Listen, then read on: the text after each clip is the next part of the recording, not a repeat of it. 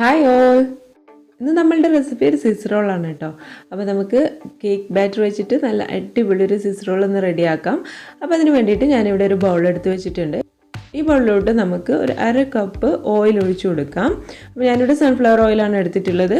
സാധാരണ palm oil ആയാലും മതി കേട്ടോ, ഒരു കുഴപ്പമില്ല. അപ്പോൾ അത് ആണെന്നുണ്ടെങ്കിൽ അത് ഒഴിച്ചു കൊടുത്താലും മതി. ഇനി നമുക്കിതിലേക്ക് ആവശ്യത്തിനുള്ള പഞ്ചസാര ഇട്ട് കൊടുക്കണം. അപ്പോൾ ഞാനിവിടെ ഒരു 6 ടേബിൾ സ്പൂൺ പഞ്ചസാരയാണ് കേട്ടോ എടുത്തിട്ടുള്ളത്. അപ്പോൾ അത് പൊടിച്ചെടുത്തിട്ടുള്ളതാണ്, അതുകൂടി ഇതിലേക്കൊന്ന് ആഡ് ചെയ്ത് കൊടുക്കുന്നുണ്ട്. അതിനുശേഷം ഇത് രണ്ടും കൂടെ നന്നായിട്ടൊന്ന് മിക്സ് ചെയ്തെടുക്കണം. ഓയിലിൽ നമ്മുടെ പഞ്ചസാര നന്നായിട്ടൊന്ന് അലിഞ്ഞ് കിട്ടണം. അപ്പോൾ അതുവരെ നമുക്കൊന്ന് മിക്സ് ചെയ്തെടുക്കാം. അങ്ങനെ ഓയിലും പഞ്ചസാരയും നന്നായിട്ടൊന്ന് മിക്സായി കിട്ടിയിട്ടുണ്ട്. ഇനി നമുക്കിതിലേക്ക് ഒരു 1/4 കപ്പ് പാൽ കൂടി ഒഴിച്ചു കൊടുക്കാം. എന്നിട്ട് ഒന്നുകൂടി ഒന്ന് മിക്സ് ചെയ്തെടുക്കുക. അതിനുശേഷം നമുക്ക് ഇതിലേക്ക് ഒരു 2 ടേബിൾ സ്പൂൺ തൈര് ഒഴിച്ചു കൊടുക്കാം.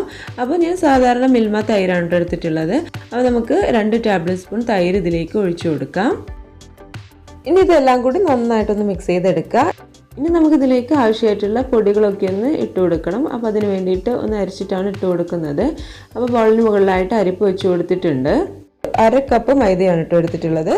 അതിലേക്ക് ഒരു നുള്ളു ഉപ്പ് ഇട്ട് കൊടുക്കുന്നുണ്ട്. അതുപോലെ തന്നെ ഒരു 1/2 ടീസ്പൂൺ ബേക്കിംഗ് പൗഡറും 1/4 ടീസ്പൂൺ ബേക്കിംഗ് സോഡയും കൂടി ഇട്ട് കൊടുക്കുന്നുണ്ട്. ഇനി നമുക്കിതിലേക്ക് ഒരു 2 ടേബിൾ സ്പൂൺ കൊക്കോ പൗഡർ കൂടി ആഡ് ചെയ്ത് നന്നായിട്ടൊന്ന് അരിച്ചെടുക്കണം.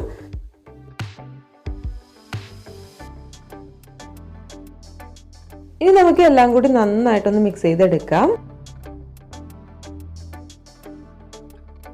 അപ്പോൾ നമ്മുടെ കേക്ക് ബാറ്റർ ഇവിടെ റെഡി ആയിട്ടുണ്ട്. ഇനി നമുക്കിതൊന്ന് ബേക്ക് ചെയ്തെടുക്കാം. അപ്പോൾ അതിന് വേണ്ടിയിട്ട് ഞാനിവിടെ ഫ്രൈങ് പാന് ഒന്ന് റെഡിയാക്കി എടുക്കുന്നുണ്ട്. അപ്പോൾ ഫ്രൈങ് പാനിൽ ആദ്യം നമ്മളൊന്ന് എണ്ണ സ്പ്രെഡ് ചെയ്ത് കൊടുക്കുക. അതിനുശേഷം ഒരു ബേക്കിംഗ് പേപ്പർ ഒന്ന് ഈ ഒരു രീതിയിൽ കട്ട് ചെയ്തിട്ട് അതൊന്ന് വെച്ച് കൊടുക്കണം. അപ്പോൾ റൗണ്ട് ഷേപ്പിലാണ് കേട്ടോ നമ്മൾ കട്ട് ചെയ്തെടുത്തിട്ടുള്ളത്. അതുകൂടി ഒന്ന് വെച്ച് കൊടുത്തതിന് ശേഷം അതിന് മുകളിലായിട്ട് ചെറുതായിട്ട് ഒന്നുകൂടി ഒന്ന് എണ്ണ തൂവി കൊടുക്കുക. അതിനുശേഷം നമ്മൾ റെഡിയാക്കി വെച്ചിട്ടുള്ള കേക്ക് ബാറ്റർ ഇതിലേക്കൊന്ന് ഒഴിച്ചു കൊടുക്കാം. എന്നിട്ട് നന്നായിട്ടൊന്ന് സ്പ്രെഡ് ചെയ്ത് കൊടുക്കുക എല്ലായിടത്തേക്കും. അതിനുശേഷം നമുക്കിതൊന്ന് ബേക്ക് ചെയ്തെടുക്കാം. അപ്പം ബേക്ക് ചെയ്യുന്ന സമയത്ത് ഇതിനടിയിലായിട്ട് ഒരു ചെറിയ പാന് വേറെ ഒന്ന് വെച്ച് കൊടുക്കുന്നുണ്ട്. അതിന് മുകളിലാണ് നമ്മൾ ഈ ഒരു ഫ്രൈങ് പാൻ വെച്ച് കൊടുക്കുന്നത്. അപ്പം നമ്മൾ താഴെ വെക്കുന്ന പാത്രം ഒന്ന് ചൂടാക്കി എടുക്കണം നേരത്തെ തന്നെ. അപ്പം ഞാനൊരു 8 മിനിറ്റോളം ഒന്ന് ചൂടാക്കി എടുത്തിട്ടുണ്ടായിരുന്നു. അതിന് മുകളിലാണ് നമ്മൾ ഈ ഒരു കേക്കിൻ്റെ പാത്രം ഒന്ന് വെച്ച് കൊടുക്കുന്നത്. അതിനുശേഷം നമുക്ക് നന്നായിട്ടൊന്ന് ഇതൊന്ന് വേവിച്ചെടുക്കണം. അപ്പോൾ ഇതൊന്ന് മൂടി വെച്ചിട്ട് ഒന്ന് വേവിച്ചെടുക്കുക. മാക്സിമം 15 മിനിറ്റ് വരെ മതിയാവും. അതിനുള്ളിൽ തന്നെ നമ്മുടെ കേക്ക് ഇവിടെ റെഡിയാവും.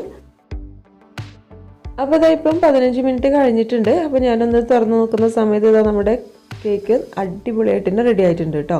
അപ്പോൾ നമ്മൾ ഇത് കനം കുറച്ചുണ്ടാക്കിയത് കൊണ്ട് തന്നെ പെട്ടെന്ന് ഇത് റെഡിയായി കിട്ടും. ഇനി നമുക്കിതൊന്ന് തണുക്കാൻ വേണ്ടിയിട്ട് മാറ്റി വെക്കാം. തണുത്തതിന് ശേഷമാണ് കേട്ടോ നമുക്ക് ബാക്കിയുള്ള പരിപാടികളൊക്കെ. ഇനി ഞാൻ ഇതിൽ നിന്ന് എടുക്കുന്നൊന്നുമില്ല. അപ്പോൾ എനിക്ക് പറ്റിയൊരു അമളിയാണ്. ഞാൻ ഇതിൻ്റെ അടിയിലുള്ള ബേക്കിംഗ് പേപ്പർ എടുക്കാൻ വേണ്ടിയിട്ട് മറന്നിട്ടുണ്ടായിരുന്നു. അതുകൊണ്ട് തന്നെ ഇതൊന്ന് ചുറ്റുന്ന സമയത്ത് ഒന്ന് പണി പാളിപ്പോയിട്ടോ. അപ്പോൾ നിങ്ങൾ ചെയ്യുന്ന സമയത്ത് ബേക്കിംഗ് പേപ്പർ വെക്കുന്നുണ്ടെന്നുണ്ടെങ്കിൽ അത് ആദ്യം ഒന്ന് റിമൂവ് ചെയ്യാൻ വേണ്ടിയിട്ട് ശ്രദ്ധിക്കണേ. നമുക്ക് എന്തായാലും ഇതൊന്ന് ചൂടാറുന്ന സമയം കൊണ്ട് ഇതിലേക്ക് ആവശ്യമായിട്ടുള്ള വിപ്പിംഗ് ക്രീം ഒന്ന് റെഡിയാക്കാം. അപ്പോൾ അതിന് വേണ്ടിയിട്ട് ഞാനിവിടെ നേരത്തെ തന്നെ ഒന്ന് വിപ്പ് ചെയ്ത് വെച്ചിട്ടുള്ള ക്രീം എൻ്റെ കയ്യിലുണ്ടായിരുന്നു, അതാണ് എടുത്തിട്ടുള്ളത്. ഇതൊരു 1/2 കപ്പോളം വിപ്പിംഗ് ക്രീം ഉണ്ട്. ഇതിലേക്ക് ഒരു ടേബിൾ സ്പൂൺ കൊക്കോ പൗഡർ കൂടി ആഡ് ചെയ്ത് കൊടുത്തിട്ടുണ്ട്. ഇനി നമുക്കിത് നന്നായിട്ടൊന്ന് മിക്സ് ചെയ്തെടുക്കണം. അപ്പോൾ ബീറ്റർ ഉണ്ടെന്നുണ്ടെങ്കിൽ ബീറ്റർ കൊണ്ട് മിക്സ് ചെയ്തെടുക്കുക. അല്ല എന്നുണ്ടെങ്കിൽ നമ്മൾ സ്പൂൺ വെച്ചിട്ട് നന്നായിട്ടൊന്ന് മിക്സ് ചെയ്തെടുത്താലും മതി. അപ്പോൾ നമ്മുടെ ക്രീം ഇവിടെ റെഡി ആയിട്ടുണ്ട്. ഇനി നമുക്കിത് നമ്മൾ റെഡിയാക്കി വെച്ചിട്ടുള്ള കേക്കിലൊന്ന് സ്പ്രെഡ് ചെയ്ത് കൊടുക്കണം. അപ്പോൾ അതിന് വേണ്ടിയിട്ട് നമ്മുടെ കേക്ക് ഒന്ന് എടുത്ത് വെക്കാം. കേക്കിലോട്ട് ഡയറക്റ്റ് ആയിട്ട് തന്നെ നമ്മൾ റെഡിയാക്കി വെച്ചിട്ടുള്ള വിപ്പിംഗ് ക്രീം ഒന്ന് സ്പ്രെഡ് ചെയ്ത് കൊടുക്കാം. അപ്പോൾ ഇത് സ്വിസ് റോൾ ആയതുകൊണ്ട് തന്നെ നനയ്ക്കേണ്ട ആവശ്യമൊന്നുമില്ല കേട്ടോ. അതിന് മുകളിലായിട്ട് ഒന്ന് അങ്ങ് സ്പ്രെഡ് ചെയ്ത് കൊടുത്താൽ മതി. ഒരേ അളവിൽ എല്ലായിടത്തേക്കും ഒന്ന് സ്പ്രെഡ് ചെയ്ത് കൊടുക്കാം. ഇപ്പം നമ്മൾ ക്രീമൊക്കെ സ്പ്രെഡ് ചെയ്ത് കഴിഞ്ഞിട്ടുണ്ട്. ഇനി നമുക്കിതൊന്ന് ചുറ്റിച്ചെടുക്കണം.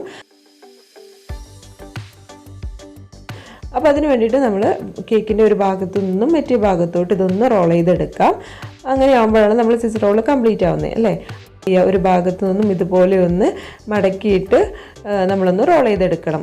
അപ്പം ഞാനിവിടെ പറഞ്ഞല്ലോ നേരത്തെ തന്നെ അതിൻ്റെ ബേക്കിംഗ് പേപ്പർ ഒന്ന് ആദ്യം തന്നെ റിമൂവ് ചെയ്യാൻ വേണ്ടിയിട്ട് മറന്നിട്ടുണ്ടായിരുന്നു. അതുകൊണ്ട് ചെറിയൊരു പണി കിട്ടി. അപ്പോൾ എന്തായാലും ഞാനത് റിമൂവ് ചെയ്തിട്ട് ബാക്കി ഭാഗം കൂടി റോൾ ചെയ്തെടുത്തിട്ടുണ്ടായിരുന്നു. അപ്പോൾ എന്തായാലും നമ്മുടെ സ്വിസ് റോൾ ഇവിടെ റെഡി ആയിട്ടുണ്ട്. വളരെ ഈസി ആയിട്ട് മുട്ടയൊന്നും ഇല്ലാതെ നമുക്ക് റെഡിയാക്കാൻ പറ്റുന്ന, വളരെ പെട്ടെന്ന് തന്നെ റെഡിയാക്കാൻ പറ്റുന്ന നല്ലൊരു റെസിപ്പിയാണ്. അപ്പോൾ എല്ലാവരും മറക്കാതെ ട്രൈ ചെയ്ത് നോക്കുമെന്ന് പ്രതീക്ഷിക്കുകയാണ്. അപ്പോൾ എല്ലാവരും ട്രൈ ചെയ്ത് നോക്കുക. നിങ്ങൾക്ക് ഇഷ്ടമായിട്ടുണ്ടെന്നുണ്ടെങ്കിൽ നമ്മുടെ വീഡിയോ മറക്കാതെ ലൈക്കും ഷെയറും സബ്സ്ക്രൈബും ചെയ്യുക. അപ്പോൾ നമുക്ക് നെക്സ്റ്റ് വീഡിയോയിൽ വീണ്ടും കാണാം. താങ്ക്